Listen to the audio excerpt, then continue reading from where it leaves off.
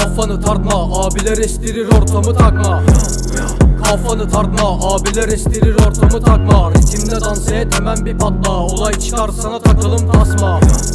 Kafanı tartma, abiler estirir ortamı takma. Sokakta düştü ve büyürken endişe, mahalle araları tabii ki hoş. Bize durmadık zaten, biz takıldık her gece, köşeler ayıktır, kafalar formüle. Rahat ol ve de uzakta karakol, anlat ilerle, bak bizde yara bol. Dost dersin ama sen yine ayık ol, ortam farklı şekillere anatol. Bak bu karanlık çöktü üstüme, buralar soğuk kalın giy üstüne. Orantı ortam gerisi keyfime, fosfor hoş durur Nike'ım üstüme. Alo alo, hani neredesin bebeğim, gelsene yanıma güzellik göreyim. Beni çeken şey neydi bir bileyim, bulamam sen gibi manitayı güzelim ki. Edison Cavani gibi çaktım beşlik vallahi, her yer dolu çakma Armani, ortam fani tepem masmavi.